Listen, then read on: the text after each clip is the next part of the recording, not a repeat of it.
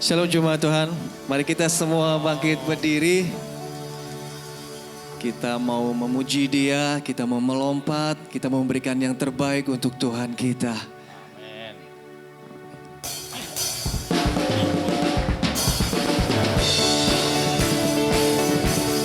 Amin. Amin.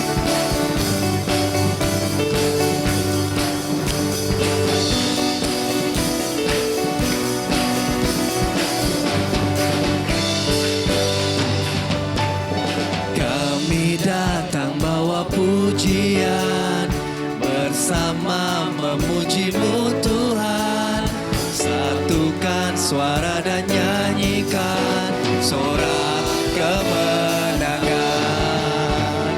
Gloria, Gloria, besar Tuhan, ditinggikan di atas segalanya. Gloria, Gloria, besar Tuhan, ditinggikan, puji Dia. Gloria.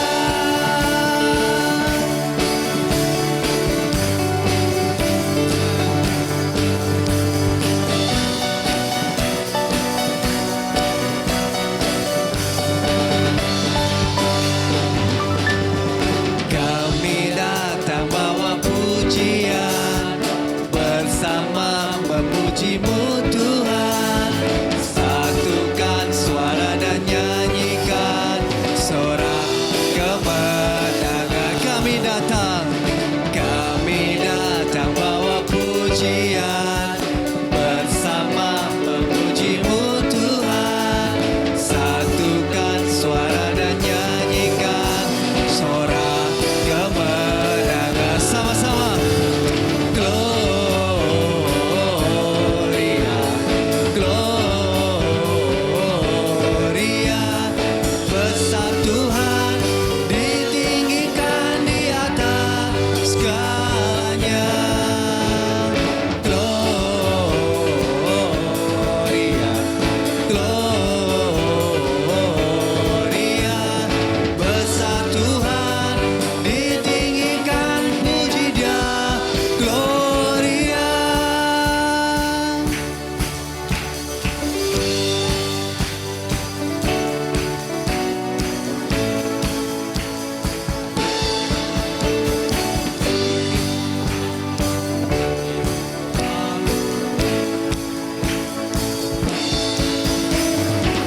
We give you honor, we give you honor, we give you praise for all that you want.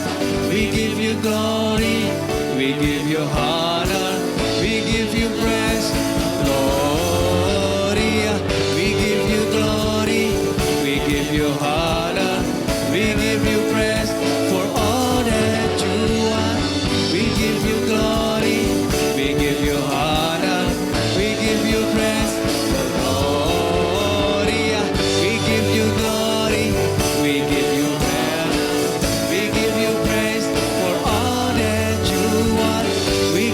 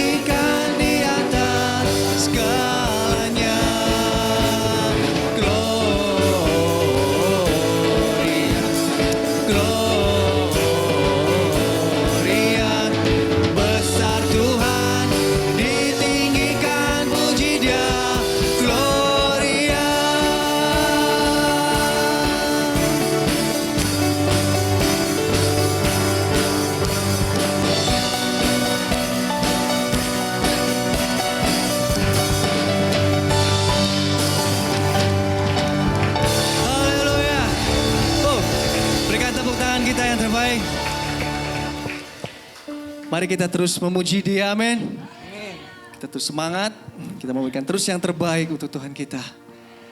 Amin.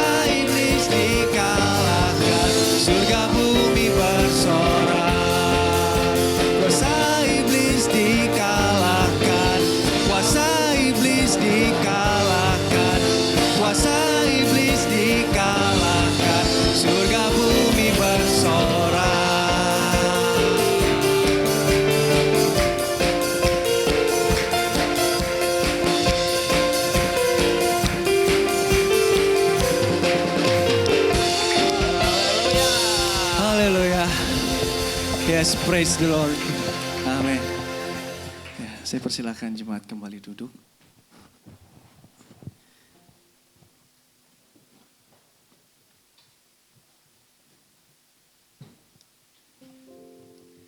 Kita mau menyiapkan hati kita.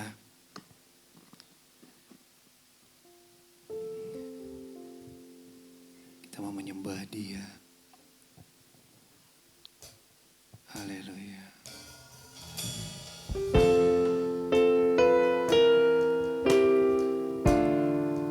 Banyak pertanyaan di dalam hidup ini ketika kita sedang mengalami pergumulan ataupun sedang menghadapi masalah. Tuhan di mana? Tuhan kemana Engkau? Tapi saya mau beritahu, kalau tidak, Tuhan itu tidak pernah meninggalkanmu. Tuhan tidak pernah jauh dari engkau. Tuhan, ketika banyak perkara menyerang hidup kita, yakinlah dan percaya kalau Tuhan akan selalu memberi jalan keluar. Haleluya. Banyak perkara yang tak dapat ku mengerti, mengapakah harus terjadi di dalam kehidupan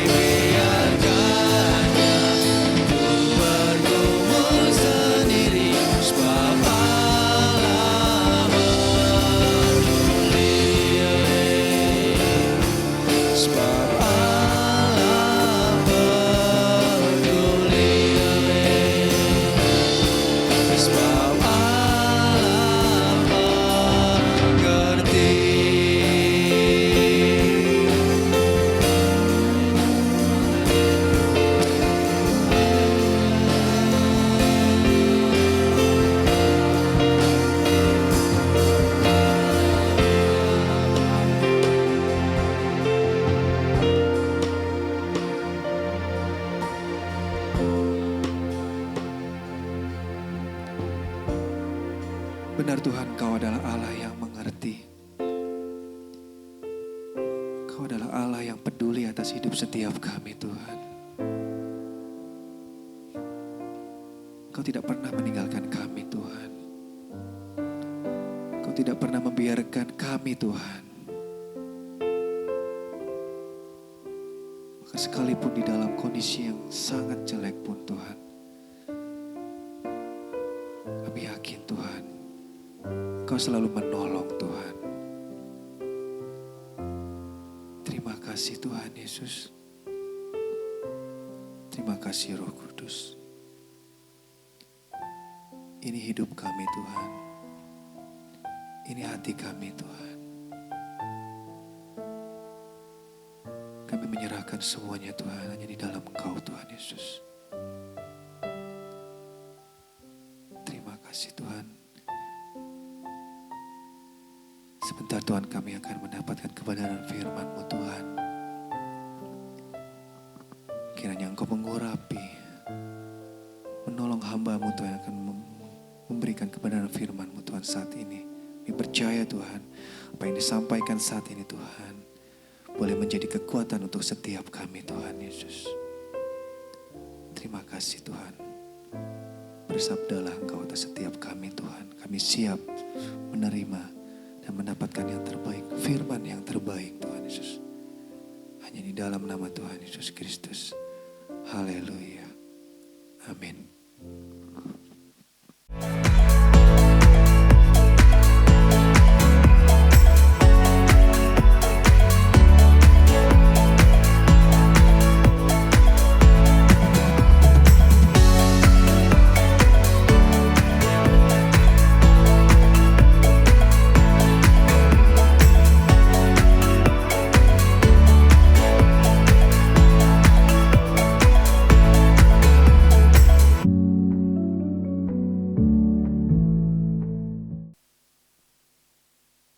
Puji nama Tuhan. Shalom Bapak Ibu.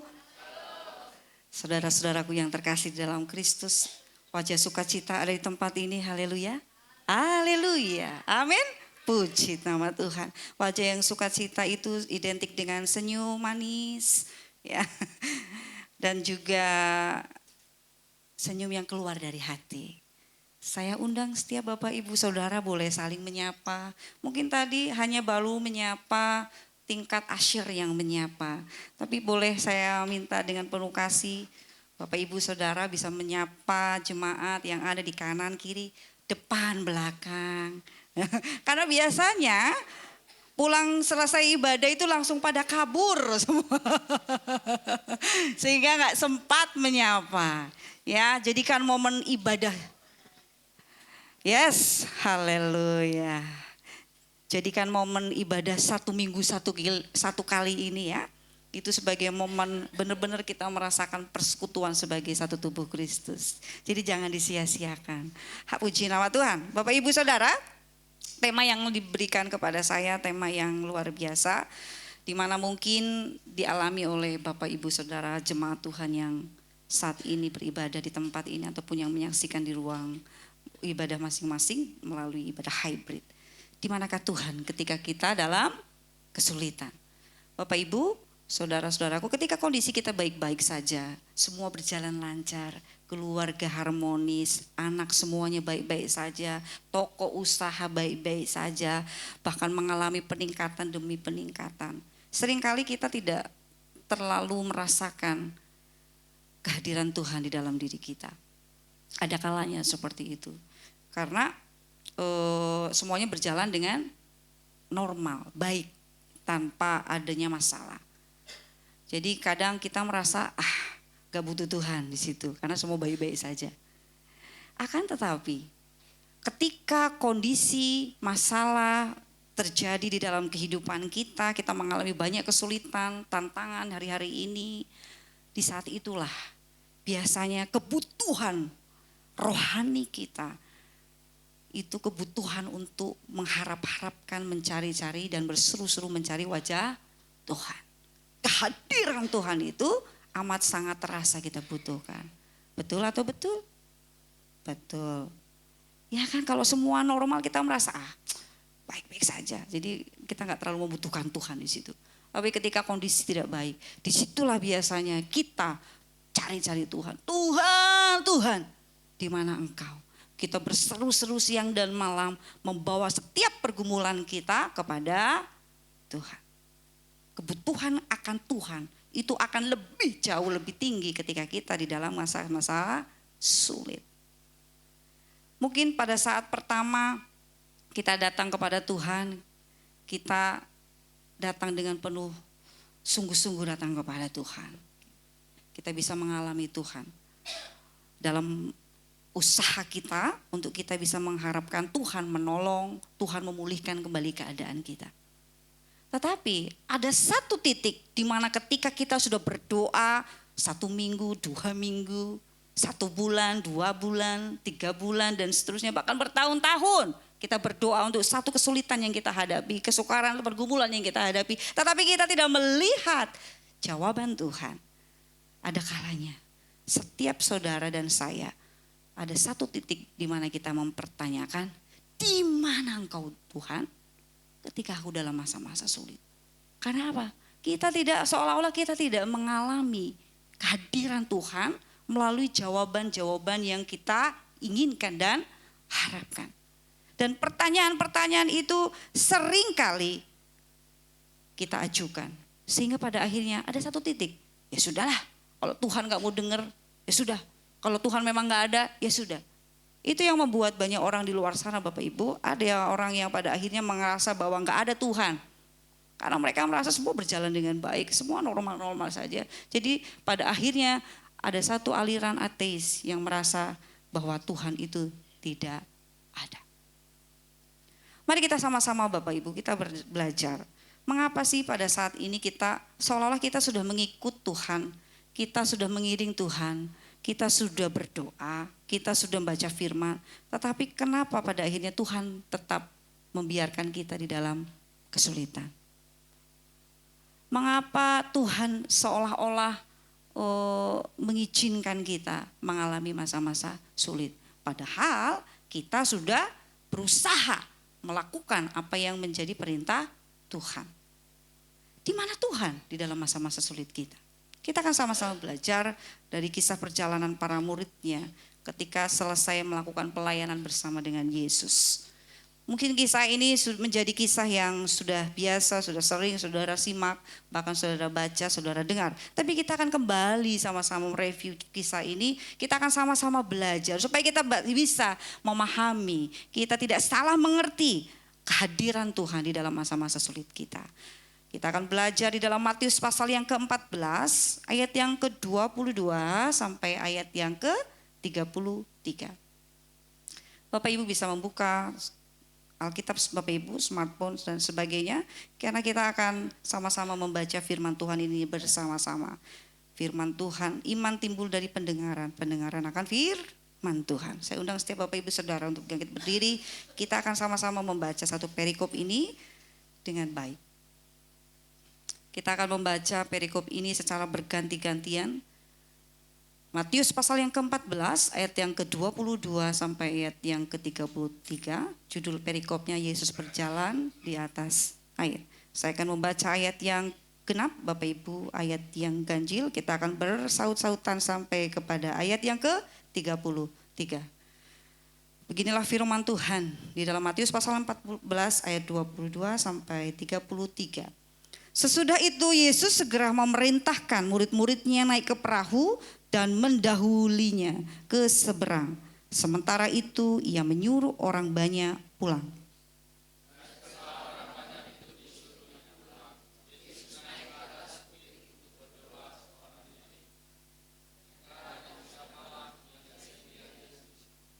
Perahu murid-muridnya sudah beberapa mil jauhnya dari pantai dan diombang-ambingkan gelombang karena angin sakal.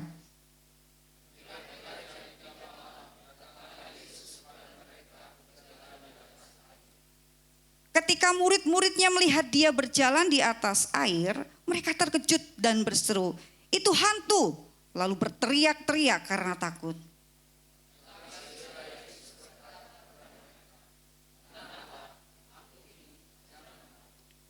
Lalu Petrus berseru dan menjawab dia, Tuhan, apabila engkau itu, suruhlah aku datang kepadamu berjalan di atas air.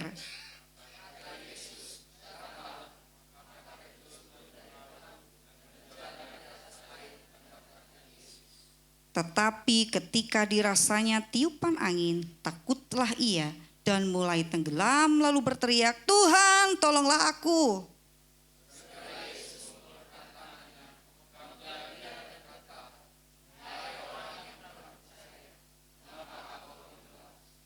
Lalu mereka naik ke perahu dan angin pun redalah. Dan orang-orang yang ada di perahu menyembah dia, katanya, sesungguhnya engkau anak Allah. Amin. Puji Tuhan untuk firman Tuhan. Saya undang kembali Bapak Ibu Saudara, jemaat Tuhan untuk boleh duduk.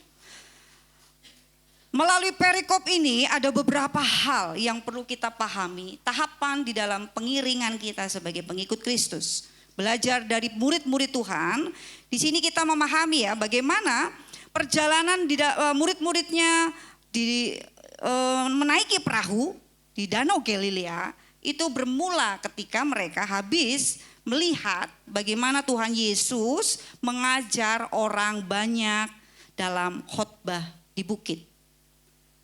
Jadi kisah ini bermula bagaimana murid-murid Yesus setelah percaya kepada Yesus, dia menjadi murid Yesus, menjadi pengikut Kristus, ada tahapan selanjutnya.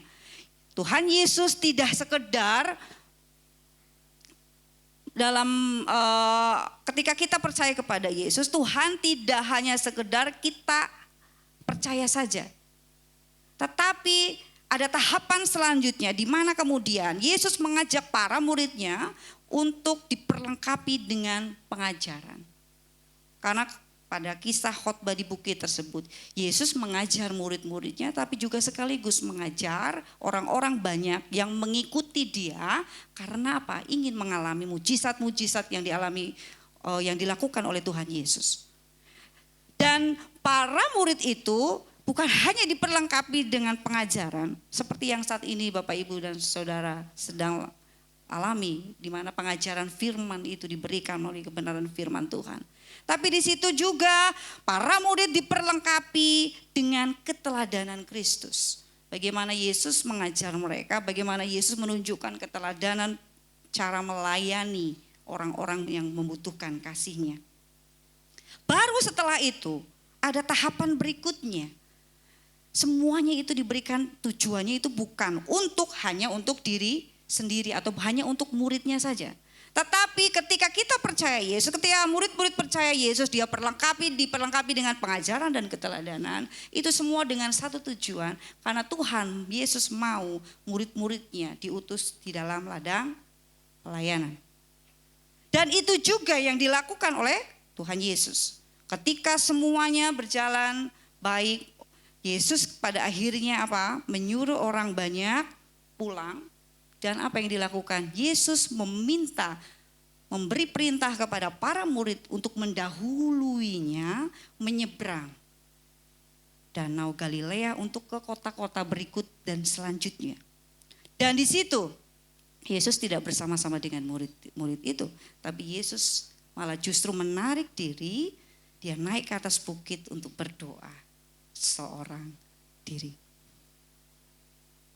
Jadi dalam perjalanannya, tapi kemudian kita lihat ternyata dalam perjalanan para murid itu dengan tujuan untuk diutus dalam ladang, itu ternyata justru kita mendapati fakta bahwa para murid itu mengalami kesulitan, mengalami masalah. Semua tidak berjalan dengan baik dan lancar. Jadi satu pemahaman bagi setiap kita Bapak Ibu, ketika kita mengiring Kristus tidak ada jaminan, tidak ada yang namanya persoalan. Para murid pun seperti itu. Ketika mereka sudah menerima pengajaran, mendapat keteladanan, diutus untuk mendahului Yesus, tetapi terjadi masalah. Mungkin kalau pada waktu itu, kalau kita menyimak juga perikop ini, kita itu bertanya, apakah Tuhan gak tahu kalau akan ada angin sakal, ada masalah, ada kesulitan yang akan terjadi. Kok tega-teganya Tuhan membiarkan muridnya berjalan sendiri? Saya rasa Tuhan bukannya nggak tahu ya. Tuhan tahu karena Tuhan Yesus adalah Tuhan yang maha kuasa. Mungkin para murid-muridnya sebagian besar adalah nelayan. Yesus tahu itu. Tapi bukan berarti kemudian Yesus sengaja atau Yesus tidak tahu kesulitan yang akan dihadapi para muridnya. Jadi ada pertanyaan kemudian yang mungkin bisa terlintas di dalam diri kita. Kalau Tuhan mengasihi para murid, kalau Tuhan ingin memakai para murid, kenapa Tuhan izinkan kesulitan atau kesukaran menimpa mereka? Kalau Tuhan mengasihi kita para murid-muridnya, anak-anaknya yang sudah ditebus dengan kasih dan kuasa-Nya, kenapa Tuhan mengizinkan kesukaran dan kesulitan menimpa kita? Pasti kita sebagai orang tua, seringkali, acap kali, banyak kali, kita pasti akan sebisa mungkin mencegah anak kita untuk mengalami kesulitan. Betul atau betul? Betul. Kita berharap semua anak-anak kita itu terbebas dari masalah, terbebas dari kesulitan, sehingga kita sebagai orang tua akan berjaga-jaga. Wah, memagari mereka, membekali mereka, bahkan menuntun mereka, jangan sampai mereka terjebak di dalam kesulitan. Itu biasanya yang dilakukan kita sebagai orang tua. Tetapi justru di sini kita akan belajar mengapa Tuhan yang penuh kasih, penuh rahmat, penuh kuasa, kenapa Tuhan izinkan? Bisa saja kan kalau Tuhan itu mau, ini dia mengutus para murid itu untuk melayani, untuk menjadi saluran kasih dan kuasa-Nya. Kalau Tuhan Yesus mau, bisa kan, oh semua baik-baik saja, mulus, ya kan, tidak akan ada badai, tidak akan ada angin sakal, semua berjalan dengan baik. Tuhan bisa saja, karena Tuhan adalah pemilik alam semesta, bisa mengatur dalam sekejap mata. Tetapi kenapa Tuhan izinkan kesulitan, kesukaran menimpa mereka? Kenapa kesulitan dan kesukaran juga sering kali kita hadapi hari-hari ini? Paling tidak dari kisah ini kita mau belajar. Ada dua alasan mengapa Tuhan seringkali mengizinkan kesulitan, kesukaran menimpa kita. Walaupun saudara dan saya sudah belajar firman, sudah ikut dasar kekristenan, sudah ikut HB, sudah ikut ibadah harian, sudah melakukan ibadah harian, sudah mengikuti Lectio Divina, sudah ikut revival, kayaknya semua kegiatan-kegiatan yang diberikan melalui program gereja semua sudah dilakukan oleh kita. Tetapi kenapa Tuhan masih saja mengizinkan yang namanya kesulitan, kesukaran menimpa kita? Yang pertama, kenapa Tuhan izinkan kesulitan menimpa setiap kita? Yang pertama adalah karena Tuhan mau supaya kita menjadi umat yang selalu bergantung kepada Tuhan. Tuhan itu adalah Tuhan yang relasi, ya. Kita sudah belajar mungkin di minggu kemarin. Tuhan itu ketika menciptakan kita memiliki tujuan. Dan Tuhan mau kita itu menjadi manusia yang terus memiliki kebergantungan, terus melekat kepada Dia. Seringkali dari belajar dari kisah ini, para murid itu sebagian besar adalah nelayan, ya. Nelayan pasti sudah tahu cuaca, tahu medan peperangan. Medan maksudnya bagaimana mungkin bisa meneropong awan untuk melihat kondisi. Mungkin sudah terbiasa mengatasi ketika angin badai datang karena mereka kebanyakan adalah nelayan. Tetapi Tuhan, dari kisah ini kita belajar, Tuhan mau supaya para muridnya itu menjadi murid yang tidak bergantung kepada kekuatannya sendiri. Bukan kepada kepintarannya sebagai seorang nelayan.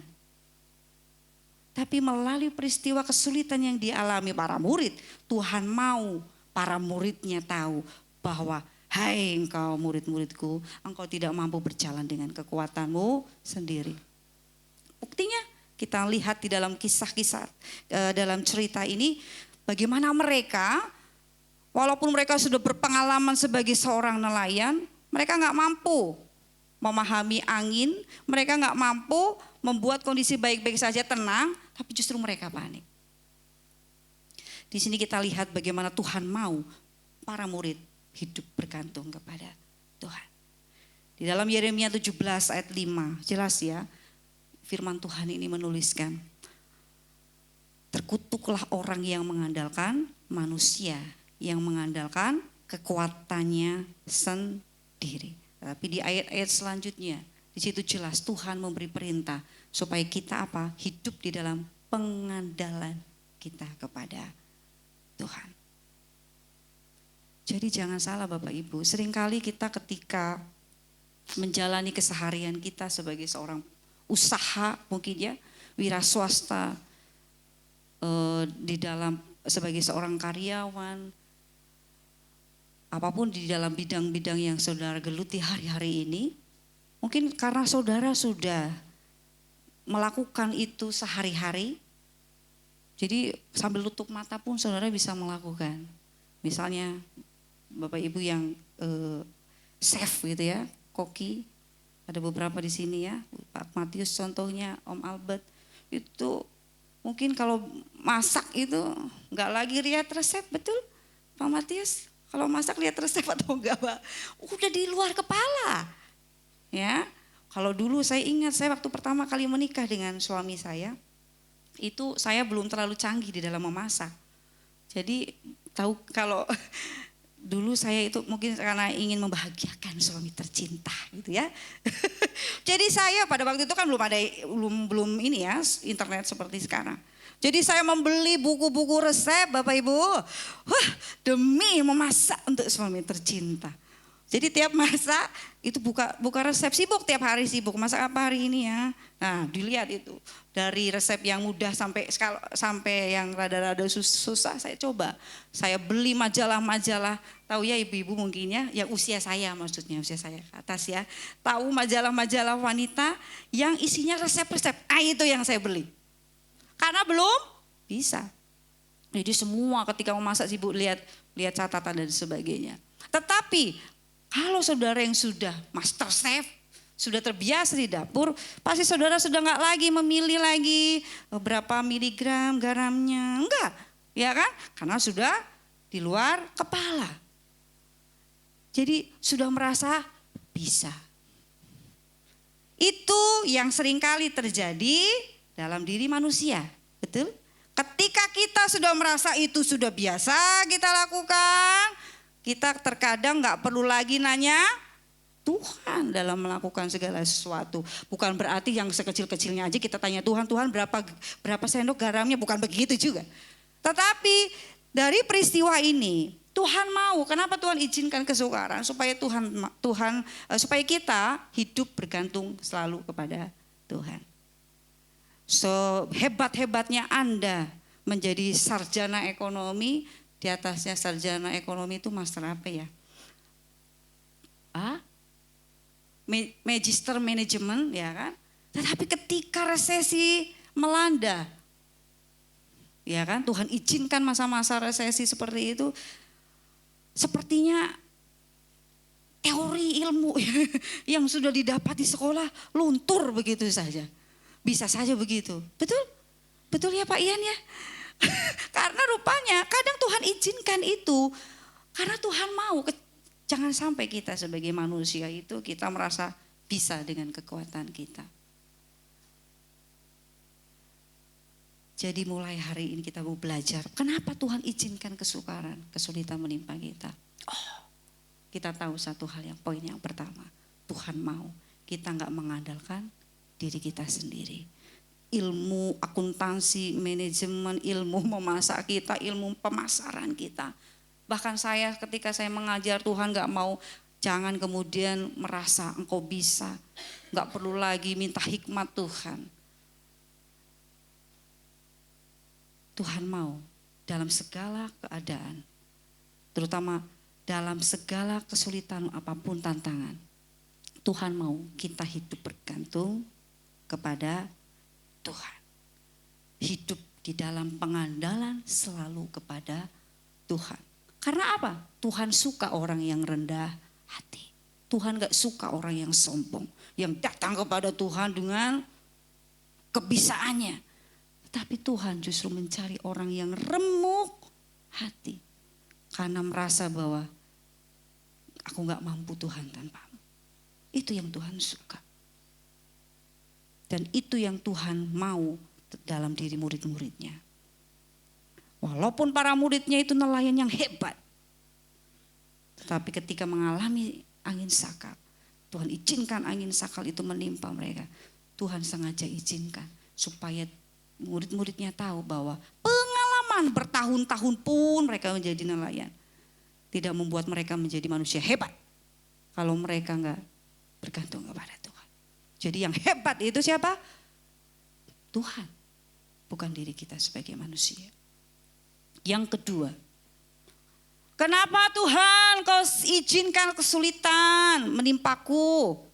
Padahal aku sudah berusaha melakukan, lo bertanya kepada Tuhan sebelum melakukan A, B, C di dalam pengembangan usahaku, di dalam sekolahku, di dalam pencarian studiku selanjutnya. Aku udah tanya sama Tuhan, aku sudah berpuasa. Tetapi kenapa ketika aku melakukan apa yang Tuhan sepertinya Tuhan mau A, tapi kesukaran, kesulitan tetap menimpa kita. Yang kedua, karena Tuhan mau melatih otot iman kita melalui kesulitan. Seperti orang yang mau belajar untuk mengendarai kendaraan roda 2 atau roda 4 gitu ya. Bapak Ibu, kenapa seringkali kalau saudara belajar pertama kali mengendarai kendaraan, kalau saudara hanya berjalan atau belajar di jalanan yang mulus, saya yakin ketika saudara terjun langsung di area jalan yang sesungguhnya, pasti saudara akan menjadi kaku, bingung, dan tidak banyak mengalami keraguan-raguan. Karena kan kalau latihan di jalan mulus, misalnya hanya latihan sepeda motor di tempat yang mudah, yang mulus, lapangan yang mulus gitu ya. Ketika saudara harus ke jalan raya, kemudian ke jalan sempit, saya yakin belum tentu saudara sanggup atau mampu melakukan saat itu juga. Jadi kita di dalam belajar mengendarai kendaraan pun Tuhan mau kita itu dilatih melalui jalan-jalan yang sulit. Bahkan kemudian jatuhlah, benar ya. Saya pertama kali belajar naik motor, saya ingat saya itu berapa kali harus nabrak tanaman-tanaman ya. Salah saking grogi ya. Harusnya dulu bulu metik Pak, saya manual. Jadi bukannya ngerem begini, akhirnya itu udah saya alami. Jatuh, pokoknya udah semua luka-luka sudah saya alami aja. Dan itu pun ketika harus berjalan di area jalan raya yang padat, masih gemeteran, masih grogi. Tetapi paling tidak, karena saya sudah terlatih mentalnya, sudah nabrak pohon pun ya. Jadi ketika jalan sedikit ada keberanian, sudah pernah. Gak terlalu takut. Itu juga yang saya ajarkan kepada anak saya ketika belajar motor. Karena dia sudah mengalami jatuh, sampai sekarang dia gak mau pegang motornya. Gak ada anak saya gak dengar di sini ya. Jadi dia sudah mentalnya down dulu. Karena apa? Sudah pernah jatuh. Jadi disuruh mencoba lagi, gak mau. Nah, saya menceritakan pengalaman saya. Mama juga ketika mengendarai motor nggak langsung bisa, tidak, bahkan mengalami masa-masa sulit. Tetapi masa-masa sulit, jatuh, nabrak, itu bisa menjadi pengalaman kita. Ketika kita masuk ke jalan yang sesungguhnya, kita jauh lebih memiliki mental yang lebih baik. Karena sudah mengalami masa jatuh. Begitu juga dengan perjalanan pengiringan kita kepada Tuhan. Kalau semua berjalan mulus saja, saudara begitu kena masalah langsung terjunnya itu 3 detik, naiknya itu berapa? Bisa berhari-hari, bertahun-tahun. Kenapa Tuhan izinkan kesulitan menimpa para murid termasuk saudara dan saya? Karena apa? Di dalam Matius 10 ayat 16 di situ dikatakan ya bahwa lihat aku mengutus kamu seperti domba ke tengah-tengah serigala. Jadi Bapak Ibu Saudara, jelas di situ para murid ketika melihat percaya kepada Tuhan, kemudian dibekali dengan pengajaran, keteladanan. Tujuan Allah itu apa tadi? Untuk diutus ke dalam ladang pelayanannya. Kalau para murid itu terbiasa dengan yang mudah-mudah, ketika mengalami masa sulit, belum tentu dia akan bertahan. Orang Kristen, orang yang percaya kepada Tuhan, kalau sudah terbiasa hanya mau sesuatu yang mudah-mudah saja, tetapi tidak siap menghadapi masa sulit, gampang sekali dia mundur dari Tuhan. Bukankah itu yang banyak kita lihat di sekitar kita? Ketika masa sulit datang, ngapain ikut, ngapain jadi orang Kristen, nggak ada. Ternyata Tuhan itu nggak ada, Tuhan itu bohong. Buktinya aku mengalami masa sulit. Katanya kalau aku mengikut Tuhan, aku bisa ditolong oleh Tuhan. Itu jadi kalau iman Kristen seperti itu adalah iman yang cemen, dibilang orang zaman sekarang. Orang iman yang ece-ece. Karena itu iman yang tidak berkualitas. Saya pernah membagikan bagaimana sebuah perhiasan gitu ya.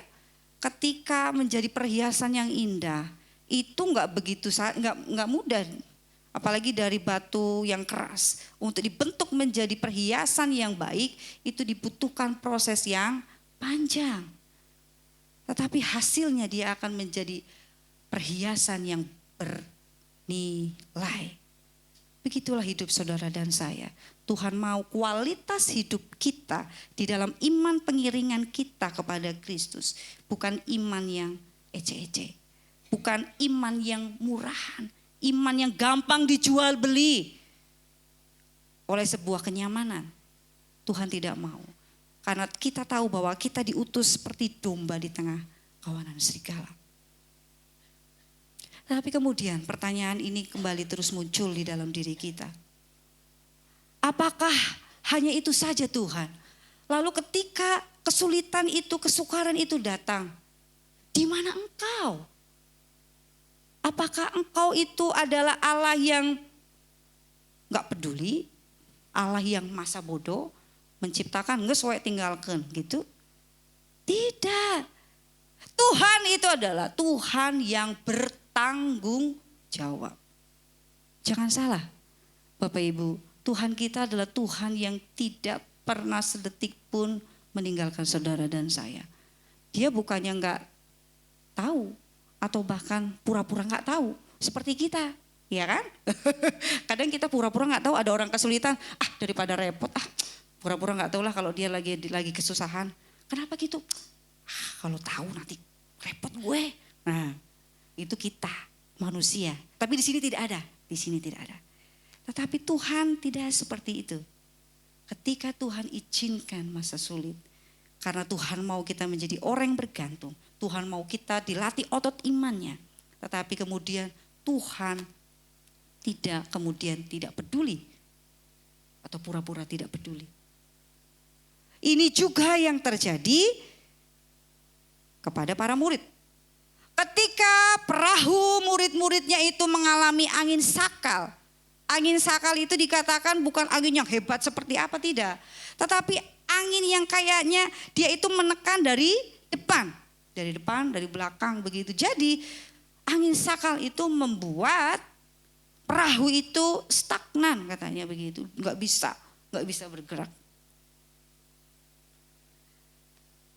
Ketika Tuhan sedang berdoa di bukit seorang diri.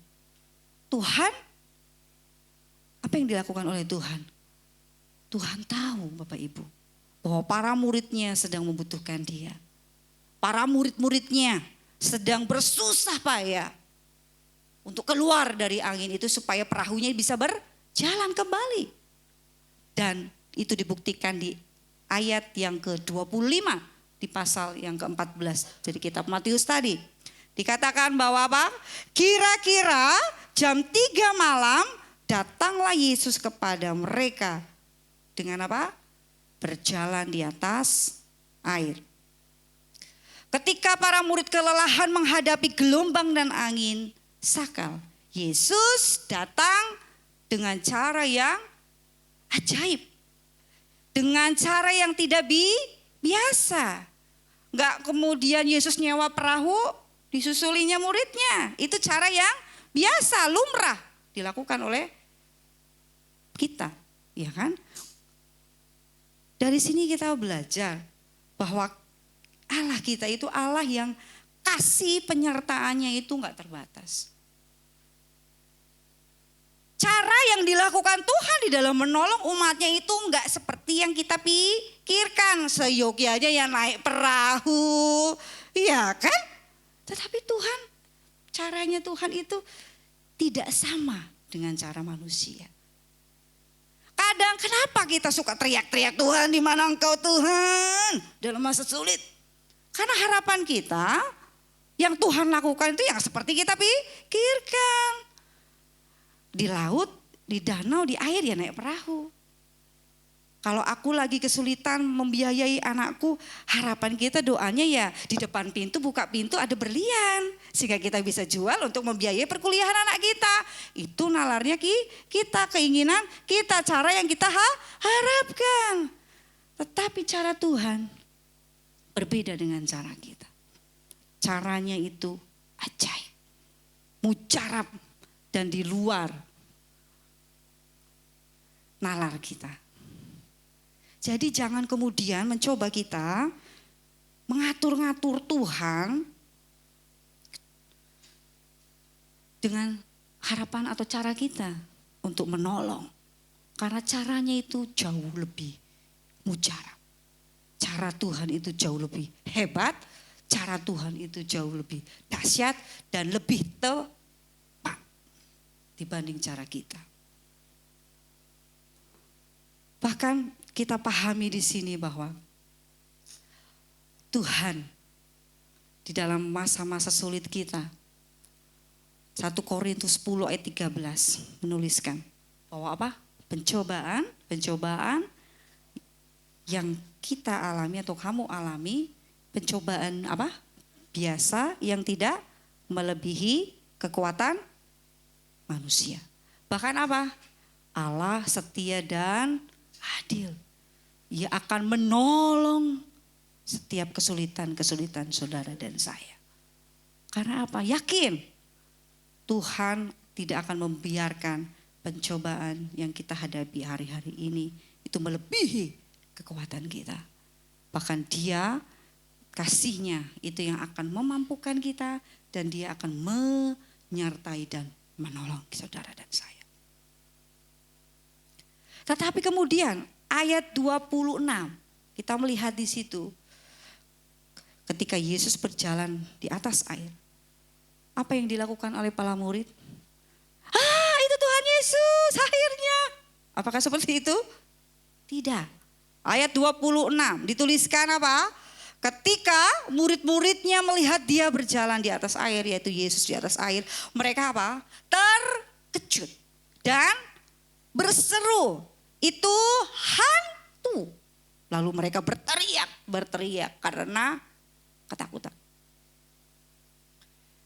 Ketakutan, kekhawatiran akan besarnya persoalan, akan besarnya angin sakal, membuat para murid gak bisa melihat Yesus. Padahal Yesus sudah datang dengan gagah. Saya bisa membayangkan bagaimana Tuhan berjalan di atas air dengan kemahakuasaannya, dengan hadiratnya, dengan wibawanya. Para muridnya malah apa? Langsung berteriak, hantu! Dari sini kita belajar, ketakutan itu bisa membuat kita nggak melihat Tuhan, nggak melihat pertolongan Tuhan di dalam kehidupan kita. Mungkin Tuhan sudah menolong kita, tapi kita nggak lihat. Tuhan mau bersedia menolong, memberikan jalan keluar, tapi kita nggak bisa melihat karena fokus kita, hati kita itu sudah ditutupi oleh ketakutan. Pertanyaannya kemudian, apa yang harus kita lakukan ketika kesulitan menimpa kita? Kita bisa tetap melihat ada Tuhan menyertai kita. Kalau ada Tuhan, kita akan lebih terasa tenang, betul ya? Tapi kalau kita merasa berjalan seorang diri, pasti kita nggak akan tenang. Ada beberapa hal yang harus kita lakukan supaya ketika saudara dan saya dalam masa-masa sulit tetap bisa melihat pertolongan Tuhan menyertai. Yang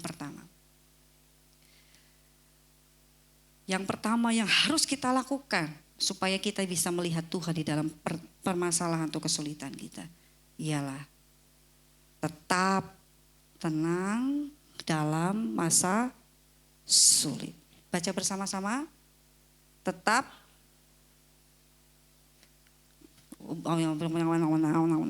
coba baca lagi. 1, 2, 3. Amin.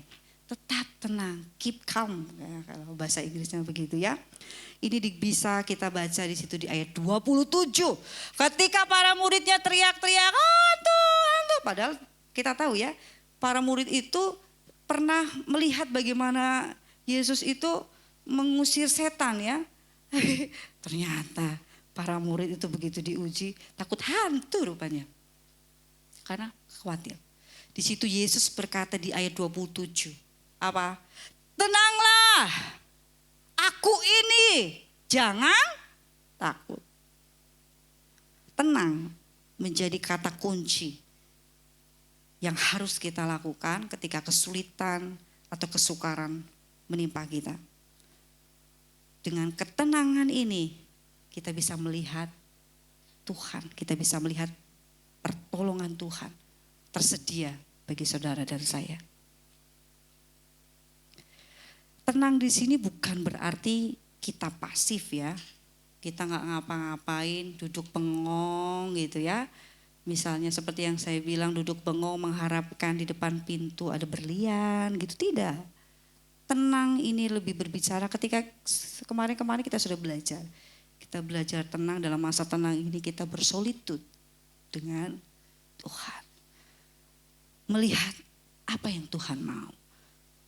Jadi ketika kesulitan, kesukaran menimpa saudara dan saya, Tuhan ajarkan, tenang, ambil waktu teduh bersama dengan Tuhan. Biarkan Tuhan berbicara dalam diri kita, bukan kita yang terus berbicara kepada Tuhan. Ambil waktu tenang. Dengan ketenangan atau solitude bersama dengan Tuhan, kita bisa melihat apa yang Tuhan mau. Kita bisa mendengar Tuhan mau apa dalam diri kita. Tuhan bisa dalam solitude kita, Tuhan bisa kasih hikmat. Jalan-jalan mana yang harus kita tempuh. Saya rasa kita harus mempraktekkan ini terus. Supaya kita gak terus dalam masa sulit kita hanya teriak-teriak, Tuhan tolong, Tuhan tolong. Bukan berarti kita gak boleh berseru kepada Tuhan, justru Tuhan mau. Tapi kemudian Tuhan tolong, Tuhan tolong, Tuhan tolong. Wah, setiap hari begitu Tuhan, tapi gak pernah memberi waktu untuk kita tenang, mendengar suara Tuhan melalui firman-Nya, melalui doa-doa kita kepada Tuhan. Gimana kita mau dengar Tuhan mau ngomong apa dalam diri kita? Jadi waktu teduh bersama dengan Tuhan. Tenang, itu adalah langkah yang pertama sehingga kita bisa melihat Tuhan di dalam masa-masa sulit kita. Yang kedua, yang harus kita lakukan dalam masa-masa sulit sehingga kita dapat melihat Tuhan di dalam masalah kita adalah yang kedua adalah datanglah kepada Tuhan. Itu yang dilakukan oleh Petrus. Ketika Petrus pada akhirnya melihat bahwa itu adalah Yesus, Petrus mencoba melakukan terobosan dengan mengatakan apa di ayat 28. Tuhan, apabila Engkau itu, suruhlah aku datang kepadamu berjalan di atas air. Kemudian Yesus bilang apa? Datanglah. Dalam masa-masa sulit, Tuhan mau kita datang terus kepada Tuhan. Tuhan menjadi orang pribadi yang pertama yang saudara datangi ketika kesulitan menimpa. Bukan manusia yang saudara datangi pertama ketika kesulitan menimpa saudara. Tapi jadikan Tuhan prioritasmu yang pertama ketika engkau mengalami masa-masa sulit. Karena hanya Dia pribadi yang bisa kita andalkan. Manusia itu terbatas. Manusia itu sering mengecewakan. Tapi Tuhan gak terbatas. Tuhan tidak pernah mengecewakan. Jadi sama seperti yang Tuhan suruh kepada Petrus. Tuhan mau ketika kesulitan itu datang. Ketika Tuhan bilang datang, kita datang kepada Tuhan. Dengan hati yang remuk di hadapan Tuhan. Karena kita menyadari keterbatasan kita sebagai manusia. Yang ketiga, bagaimana kita bisa melewati masa-masa sulit kita dan terus bisa melihat Tuhan di dalam kehidupan kita. Yang ketiga adalah apa? Fokus kepada Tuhan, bukan kepada masalah atau kesulitan kita. Fokus kepada Tuhan membuat kita siap menghadapi badai persoalan. Apa yang membuat di ayat selanjutnya kita bisa lihat bagaimana Petrus ketika Tuhan suruh datang kepada dia, pertama dia percaya diri melangkah. Tetapi apa kemudian? Ketika di ayat 30 di situ ditulis, tetapi ketika dirasa oleh Petrus ada tiupan angin, takutlah ia dan apa? Mulai tenggelam. Fokus kepada masalah itu membuat Petrus bukannya keluar dari masalah, justru apa? Dia semakin tenggelam, dia tenggelam di dalam masalah. Jadi kunci untuk kita bisa melihat Allah dalam masa sulit kita adalah supaya kita bisa mengalami pertolongannya adalah kita tetap fokus kepada Tuhan. Fokus kepada Tuhan membuat kita siap menjadi orang yang siap menghadapi kesulitan atau badai. Seperti yang saya sampaikan tadi bahwa selama kita bernafas, pasti kita akan berteman, berkawan dengan yang namanya masalah, persoalan dan kesulitan. Jadi jangan Bapak Ibu alergi dengan masalah. Kalau kita nggak punya masalah berarti kita sudah tidak ada denyut nadi. Tinggal masalahnya nanti urusan Tuhan gitu ya. Tapi selama kita hidup dan kita harus paham itu. Sehingga ketika kita terus hidup kita terfokus kepada Tuhan. Itu membuat saudara dan saya apa? Siap menghadapi badai persoalan. Karena apa? Menyadari bahwa Tuhan memang izinkan kita tinggal di dunia ini dengan banyaknya masalah. Tetapi fokus kepada Tuhan membuat kita tidak takut dan gentar. Fokus kepada Tuhan juga memampukan kita untuk menyadari pertolongan Tuhan. Tidak seperti yang terjadi dengan para murid tadi. Tuhanmu datang, tapi karena hanya fokusnya kepada angin sakal, menjadikan mereka tidak menyadari bahwa Tuhan Yesus itu sedang datang berjalan ingin menolong mereka.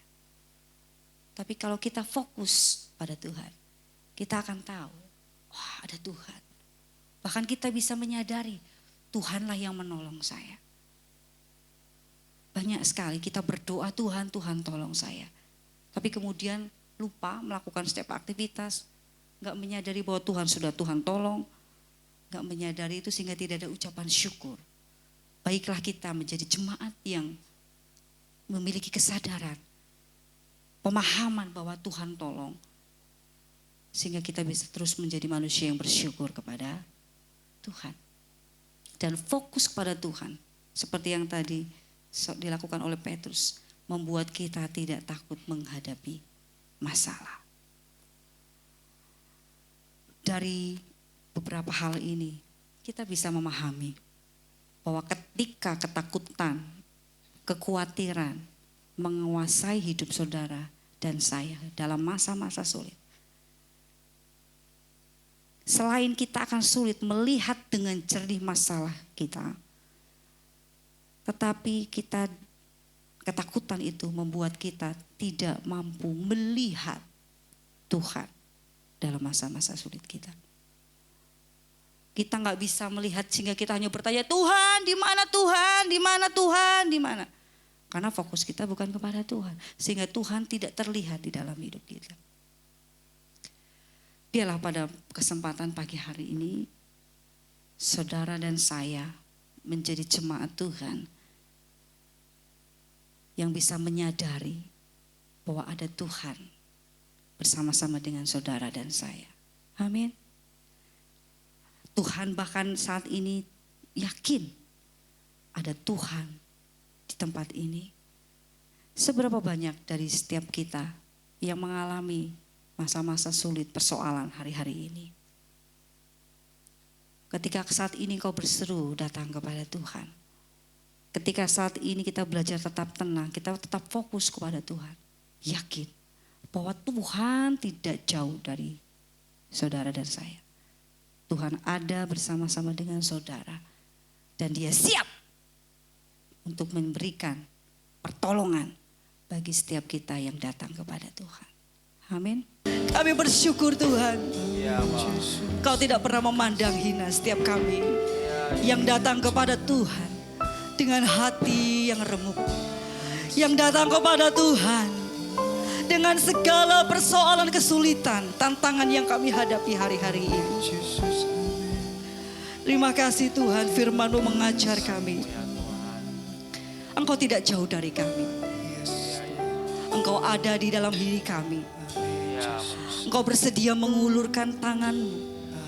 Engkau bersedia menyatakan jalan-jalan keluar kemenangan bagi setiap kami. Asalkan kami fokus kepada Tuhan. Asalkan kami tenang diam di kaki-Mu Tuhan. Asalkan kami sungguh-sungguh datang kepada Tuhan. Kami percaya melalui kebenaran firman-Mu kami diajar. Bahwa kami akan menerima dan siap menerima kemenangan yang daripada Tuhan. Terima kasih Tuhan. Ampuni setiap kami apabila saat ini Tuhan. Mungkin kami hanya sering fokus kepada masalah kami. Kami hanya fokus kepada diri kami. Kami hanya fokus kepada cara-cara kami Tuhan di dalam memecahkan setiap masalah kami. Kami seringkali lupa melibatkan Kau di dalam pergumulan kami. Sehingga kami tidak menyadari bahwa ada Engkau yang siap menolong dan menyertai setiap kami. Makasih Bapa. Miliki kesadaran itu terus dalam diri setiap kami umat-Mu. Sehingga ketika kami mengalami masa-masa sulit, tantangan apapun yang Tuhan izinkan terjadi. Satu hal kami percaya Bapa, bahwa Engkau mau kami menjadi anak-anak-Mu yang terus bergantung kepada Tuhan. Engkau mau melatih otot-otot iman kami. Tujuan itu Tuhan berikan, supaya hidup kami terus bergantung kepada Tuhan. Kami yakin dan percaya Tuhan, apapun kesulitan yang dihadapi jemaat-Mu hari-hari ini, Engkau tidak tinggal diam, Engkau tidak cuek, bahkan Engkau tidak hanya duduk di surga yang mulia saja, tapi Engkau bersedia hadir. Engkau memberikan jalan-jalan keluar kepada setiap umat-Mu. Makasih Bapa, terima kasih. Hamba-Mu terbatas di dalam membawakan kebenaran firman-Mu. Tapi Tapi satu hal hamba percaya, ada Roh Kudus yang diam di dalam diri setiap umat-Mu yang hadir dan mendengar kebenaran firman-Mu. Roh-Mu itulah yang akan mengingatkan, Roh-Mu itulah yang akan menuntun, Roh-Mu itulah sendiri yang akan mengajar mereka untuk keluar dari masa-masa sulit yang mereka hadapi. Dan kami yakin dan percaya, kalau Engkau yang menuntun mereka, maka kemenangan boleh dialami oleh setiap umat-Mu. Terpujilah nama-Mu ya Bapa. Syukur hanya kami naikkan hanya kepadamu. Di dalam nama Tuhan Yesus Kristus kami alaskan setiap doa kami. Haleluya, haleluya. Amin, amin. Puji nama Tuhan, silakan duduk. Tangan kasih-Mu menuntun setiap jemaat-Mu di tempat ini untuk produktif di tahun ini. Tidak lagi memikirkan kenyamanan diri sendiri, tapi kenyamanan orang lain. Kepentingan Kristus yang diutamakan. Mereka mengambil keputusan untuk terlibat bersama-sama dalam kegerakan dalam gereja ini. Mohon berkat-Mu, kesehatan, kekuatan, kemampuan yang mereka peroleh. Sehingga mengalami kehadiran Tuhan di dalam persekutuan-persekutuan semacam ini. Yang mereka tidak jauhkan dari persekutuan yang ada. Tuhan tolong mereka, beri kesehatan, kekuatan dengan semangat yang ada. Kami bisa mengalami kelimpahan surgawi di sana. Karena Tuhan menjanjikan bahwa ada janji-janji Allah yang dinyatakan dalam persekutuan semacam ini. Mohon penyertaan-Mu kesehatan saat kami perjalanan pulang pergi. Biarlah karunia menikmati damai sejahtera, keselamatan dalam perjalanan. Tuhan tolong kami kembali dengan damai dan sukacita, semua baik-baik saja. Itu sebabnya jemaat Tuhan kita akan pulang ke tempat kita masing-masing dengan iman. Terima berkat dari Allah Bapa, cinta kasih dari Tuhan kita Yesus Kristus, persekutuan pertolongan penghiburan dari Roh Kudus menyertai engkau mulai saat ini sampai Maranatha Tuhan datang kembali. Imani Tuhan beserta engkau, itu cukup bagi engkau. Di dalam nama Tuhan Yesus Kristus. Terima berkat Tuhan ini sampai selama-lamanya Tuhan menyertai engkau. Dengan iman bersama-sama saya, kita terima berkat Tuhan ini. Katakan amin. Tuhan Yesus berkati.